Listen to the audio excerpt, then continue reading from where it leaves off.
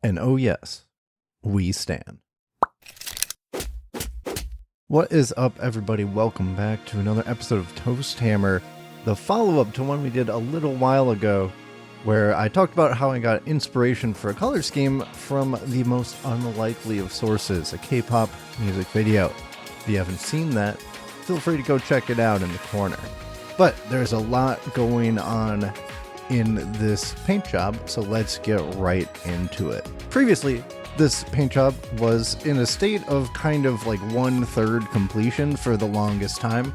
I just slapped a couple of base colors on it in order to count it as battle ready for the purposes of my crusade, but I wasn't really happy with it even in that state, incomplete.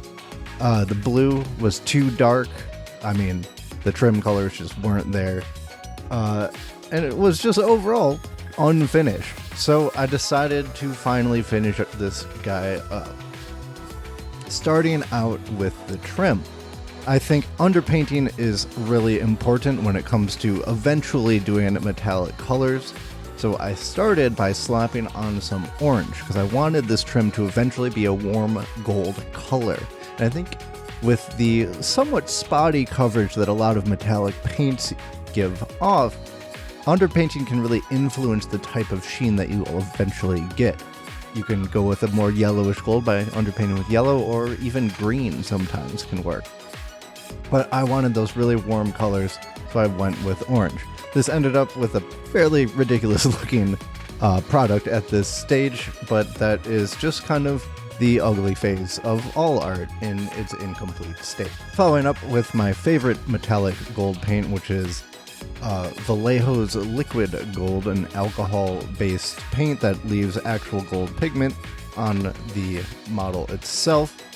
I quickly did all of the trim as effectively and cleanly as I could, but I wasn't super worried about cleanliness at this step.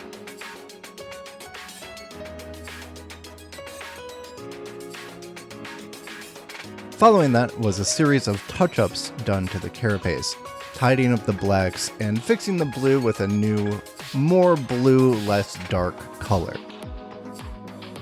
After that was complete, we had pretty much all of our base layering done, and it was time to get into some of the details and weathering.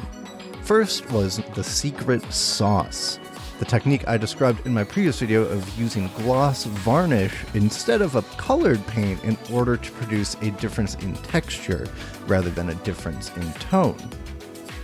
I tried to do a bit of freehanding on the shoulder of the knight, but it didn't really work that well, so I ended up doing more of a half and half thing with the armor plates, which I think worked quite well, especially for this kind of lesser small knight. On the big ones, I hope to, of course, have some nicer freehanding, but we'll get to that later. After all of the gloss varnishing was done, including a nice vertical stripe over the middle of the torso? I guess it's a torso. It was time to do some weathering, which I decided to use some of that Curacao streaks, a couple of oil washes, and also maybe just a little bit of dirty down verdigris. At this point, I also decided to try a little bit of a heated gun effect on its thermal cannon, I think it's called. Adding a small gradient of thinned down blue, violet, and then finally orange paints. It was my first time attempting such an effect, and it looked okay.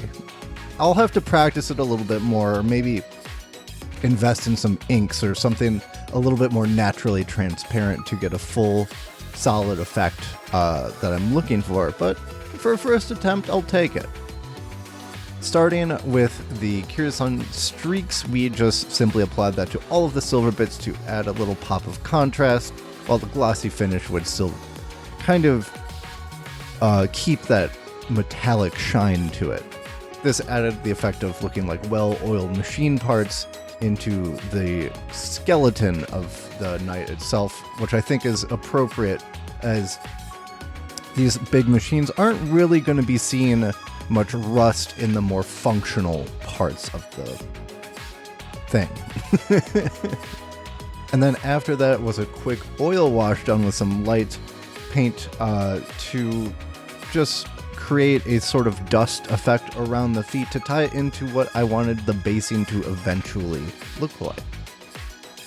And finally, we applied a little bit of dirty down verdigris to the gold parts. Now, technically speaking, pure gold does not verdigris. That is a property of copper and bronze metals and alloys. But who said that they're getting the pure stuff anyway? So I just went with something that looked cool and added a little bit of visual difference to the weathering of the model and aged it a little bit more. And I thought it turned out looking pretty good. The last step in the process was the basing. Now, I had previously sculpted the base out of some brown stuff and a texture roller, but there were some mistakes. I wasn't really, good at using the texture roller, so there are some, weird imprints and divots and things like that. So I decided to cover those up with just a little bit of rubble constructed from bits of gravel. This, AK Interactive tub is just gravel. You probably shouldn't spend money on it if you have access to small pieces of gravel in a driveway or something like that. And then some nice very thin super glue followed by baking soda to kind of fill in some of the gaps and provide a scale appropriate, smaller, crumbly bits. The gravel here acts as larger rocks in the situation. The baking soda is just kind of like dust and actually kind of gravel. So with that all covered up, I decided to give them a quick prime in order to make the paint stick a little bit better. And then I painted everything in an off-white color to match the weathering I did on the feet of the knight. After that, I decided to do an oil wash to fill in some of the texture and make it stand out. Originally, we got something that was a little bit too yellow for my taste, so I mixed in a little bit of ochre, and then got something that was pretty orange. Not ideal, but it was good enough to work with what I had. We covered all of that up, and it ended up tinting the base a little bit too much, so I went over with another overbrush of off-white in order to lighten things back up, and I think the result was pretty good there.